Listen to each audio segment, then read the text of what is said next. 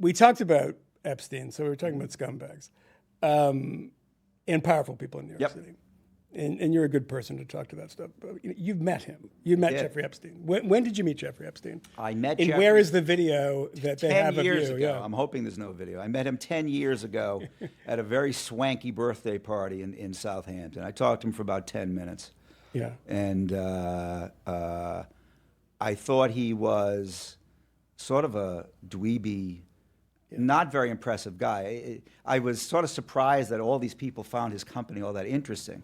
I could see why he had to pay for female companionship. Yeah. He was not a charming or charismatic guy in the least. He seemed like sort of a nothing kind of guy. But this was after his first... After he got pinched the first time, correct. It was 2004. This would have been 14, 15, somewhere in that neighborhood. Yeah. And I was just curious. Now, my wife, strangely enough, interviewed for a job with Jeffrey Epstein back in the mid 90s, maybe late 90s, when she was thinking of leaving Goldman. So Bear Stearns? No, she was at Goldman at the time. Yeah. And no, he was purportedly starting a hedge fund. And my wife, as they all are, wanted to go on the buy side. So she took an interview through a mutual friend. And she showed up at his office, and she asked him, like, who are your LPs, where you're raising? Well, we're going to figure that out. What's your trading strategy? Well, we're going to figure that out.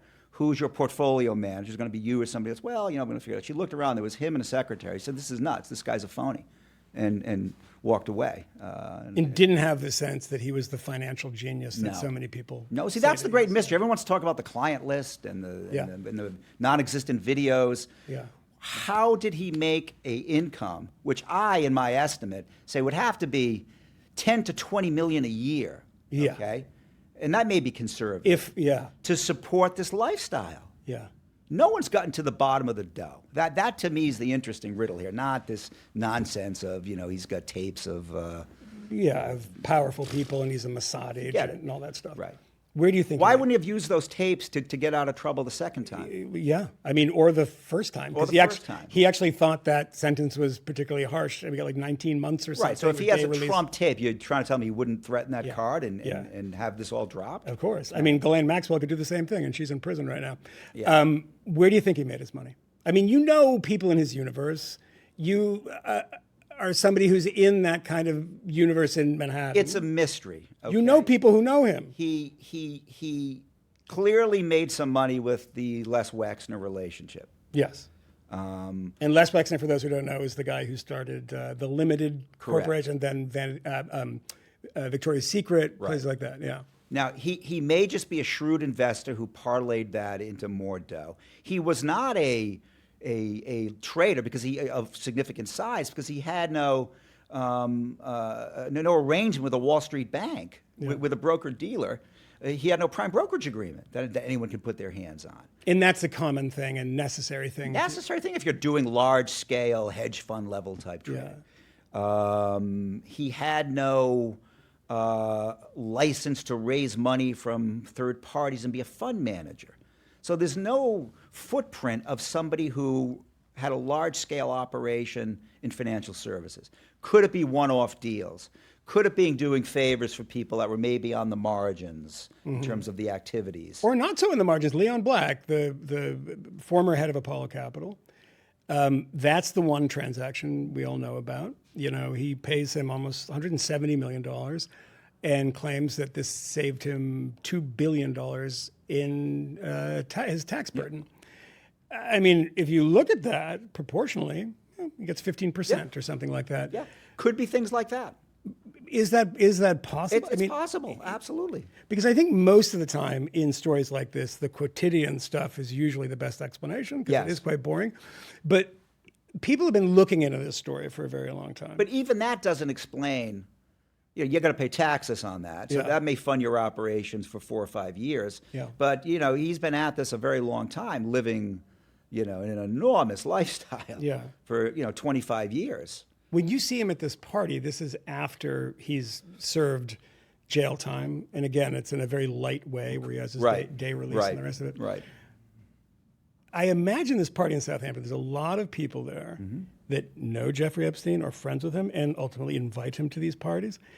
One of the questions that I think everybody asks, the kind of normie question, is why do people keep associating with him after he was convicted of, having sex with underage girls? Well, I think the morality of the elites of New York City have not improved much since 1975. Yeah, that's right. And I think Probably people about the are same, if not worse. ambitious and striving. Yeah. And having a celebrity, even one who's sort of diabolical, has a certain attraction, I think, to certain people. Yeah. And it shows a certain level of connection and being in the circle, so to speak. I'm speculating. Yeah, see, I think that that's largely right, but then you have to wonder why Bill Clinton and Stephen Hawking and just a number of people, it's bizarre, who have all the power and influence in the world, still want to Well, hang out Bill with Jeffrey Clinton Epstein. spent a lot of time raising money for the Clinton CGI. Foundation, yeah. For the Clinton Yeah. Foundation.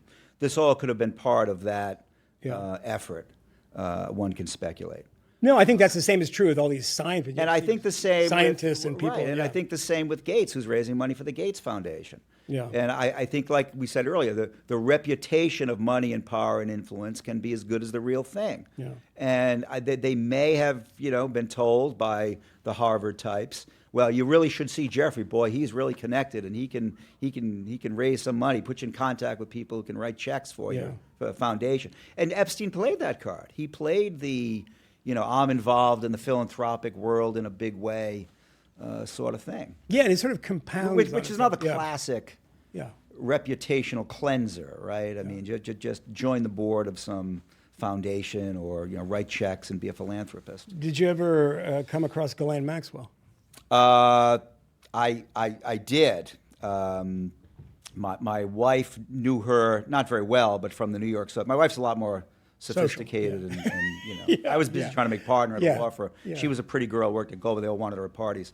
They don't invite oafish Irishmen. No, they don't. Yeah, they don't. That's a tougher invite. Right. I mean, I only eat the pigs in a blanket. I mean, I'm not good party coming. But Ghislaine was a fixture, so to speak, on the New York social scene. Okay. She did have, even though she was one generation removed from absolute vulgarity, but she still grew up in that fancy British upper class milieu, which I'm sure Jeffrey found very attractive. Yeah. And she did know. Her father's was Robert Maxwell. Yeah. Correct. She did know the elites of the sort of Eurotrash and American upper class. Yeah. So she was a known, much more so than Jeffrey. She was a known figure in New York in those days. Mm-hmm. Jeffrey was more of a reclusive sort of figure, and not as out there as Ghislaine was.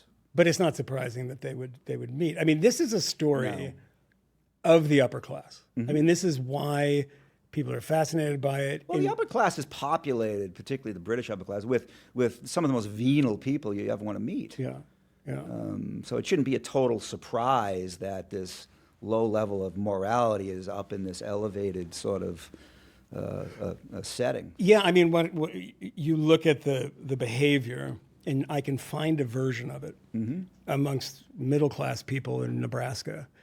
And the only reason that this is different is that people weave conspiracy theories because of the names of the people in the upper class. There must be some dark controlling feature here in which all of this is happening, and we are ultimately getting screwed too, whether it's Tucker Carlson saying that it's Israel or whether it's people saying... That's a particularly pernicious angle that this all has taken. Yes. It would be much better if Jeffrey Epstein was an Anglo-German.